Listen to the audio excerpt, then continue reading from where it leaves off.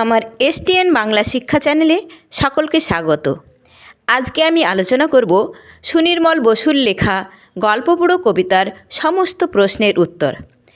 আমি প্রশ্নগুলির উত্তর বলে দেব, কিন্তু তোমরা খাতায় লিখে নেবে এবং সেখান থেকে পড়বে, তাহলে আর কোনো অসুবিধা হবে না। এবার দেখো একের দাগে কি বলেছে।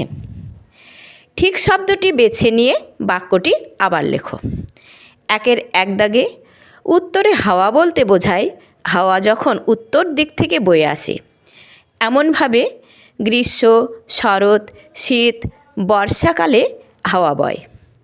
উত্তর হবে শীত। একের দুই দাগে থুতথুড়ে শব্দটির অর্থ চনমনে, জড়সড়, জ্ঞানী, নড়বড়ে। উত্তর হবে নড়বড়ে।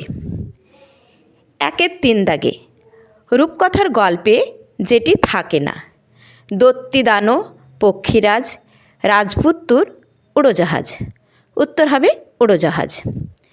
রূপকথার গল্প সংগ্রহ করেছেন এমন একজন লেখকের নাম বেছে নিয়ে লেখো।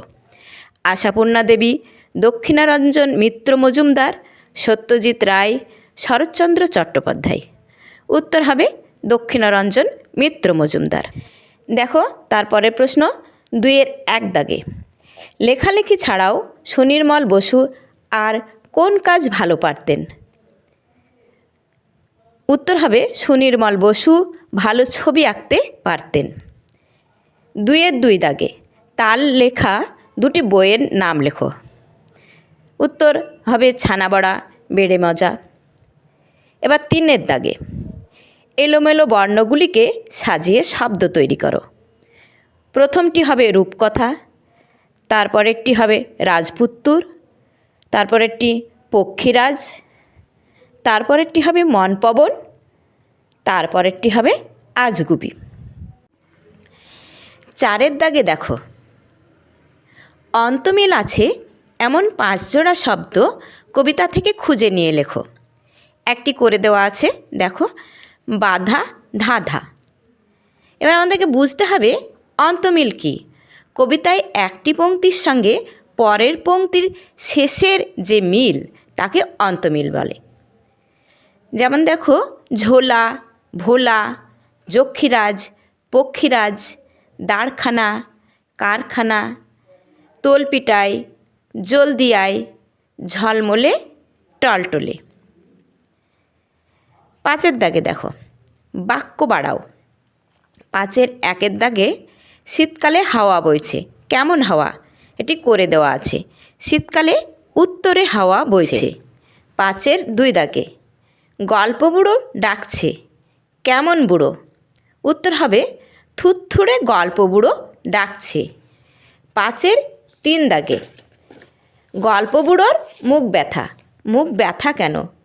উত্তর হবে চেঁচিয়ে চেঁচিয়ে গল্প বুড়োর মুখ ব্যথা। পাঁচের চার দাগে গল্প বুড়োর ঝোলা আছে, কোথায় আছে? উত্তর হবে গল্প বুড়োর ঝোলা কাঁধের উপর আছে। পাঁচের পাঁচ দাগে দেখবি যদি আয়, কিভাবে আসবে? উত্তর হবে দেখবি যদি জলদি আয়। এবার ছয়ের দাগে দেখো কয়ের সঙ্গে খ স্তম্ভ মিলিয়ে লেখো। কয়ে দেখো আছে, ক আর খয়ের সঙ্গে মিল করে নিয়ে বলছি। তল্পি থেকে হবে ঝোলা, রূপকথা থেকে হবে কাল্পনিক গল্প, ভোরে থেকে হবে বিহানে, পবন থেকে হবে বাতাস, সত্তর হবে দ্রুত। সাতের দাগে দেখো ডাক ছেড়ে আর ডাক ছেড়ে শব্দ জোড়ার মধ্যে কি পার্থক্য তা দুটি বাক্য রচনা করে দেখাও। ডাক ছেড়ে মানে কাউকে ডাকা, আর ডাক ছেড়ে মানে চিৎকার করে। এবার বাক্য দেখো রতন তার মাকে ডাক ছেড়ে ডাকছে রে। 2 নম্বর বাক্য সবুজ প্রকৃতি ডাক ছেড়ে যেন আমাদের ডাক ছেড়ে। 8 দাগে শব্দঝুড়ি থেকে নিয়ে বিশেষ্য ও বিশেষণ আলাদা করে লেখো। বিশেষ্য আর বিশেষণ প্রথমে আলাদা করে নেব। বিশেষ্য: তল্পি, ঝোলা, শীত, রাজপুত্তুর, কারখানা। আর বিশেষণ হবে উত্তরে, থুত্থুড়ে, জলদি, আজগুবি, সত্তর। দেখো ৯ দাগে, পক্ষীরাজের মতো ক মূর্ধন্য স মিলে কয়ে ক্ষয়ে রয়েছে এমন 5টি শব্দ তৈরি করো। উত্তর হবে যক্ষীরাজ, শিক্ষিত, রক্ষা, লক্ষ্মী, নিরক্ষর। 10 দাগে, ক্রিয়ার নিচে দাগ দাও। 10-1, বইছে হাওয়া উত্তরে, বইছে। 10-2, ডাক ছেড়ে সে ডাক ছেড়ে, ছেড়ে আর ডাকছে। 10-3 দাগ, আয়রে ছুটে ছোট্টরা, আয় আর ছুটে। 10-4 দাগে, দেখবি যদি জলদি আয়, দেখবি আর আয়। 10-5 দাগে, চেঁচিয়ে যে তার মুখ ব্যথা, চেঁচিয়ে। ঠিক আছে। 11 নম্বর দেখো, তোমার দৃষ্টিতে গল্প বুড়োর সাজ পোশাকটি কেমন হবে তা একটি ছবিতে আঁকো। বুড়োদের চেহারা কেমন হয় এবং সাজ পোশাক কেমন হতে পারে তা তোমরা তোমাদের কল্পনাপ্রবণ মন দিয়ে নিজেরা এঁকে নেবে। 12 দাগে দেখো, নিচের প্রশ্নগুলির উত্তর নিজের ভাষায় লেখো। 12-1 দাগে, গল্প বুড়ো কখন গল্প শোনাতে আসে? উত্তর হবে সুনির্মল বসুর লেখা গল্পবুড়ো কবিতায় গল্পবুড়ো শীতের ভোরবেলায় যখন উত্তরে হাওয়া বইতে থাকে তখন গল্প শোনাতে আসে। 12-2 দাগে, গল্পবুড়োর ঝোলায় কি কি ধরনের গল্প রয়েছে?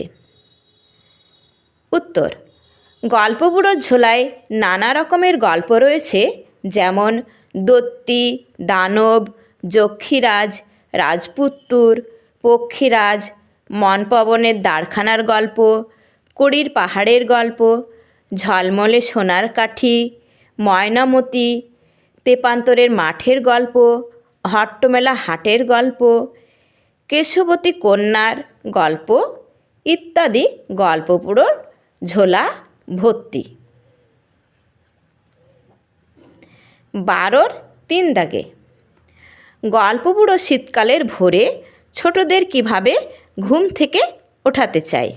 উত্তর, সুনির্মল বসুর লেখা গল্পবুড়ো কবিতায় শীতের সকালে গল্পবুড়ো রূপকথা চাই রূপকথা বলে হাঁকতে থাকে আর ছোটদের বলে তার ঝোলাতে নানা রকম মজাদার গল্প রয়েছে, ছোটরা যদি তাড়াতাড়ি আসে তবে গল্পবুড়ো তাদের গল্প শোনাবে। এইভাবে গল্পবুড়ো শীতকালের ভোরে ছোটদের ঘুম থেকে ওঠাতে চায়। 12-4, রূপকথার কোন কোন বিষয় কবিতাটিতে রয়েছে?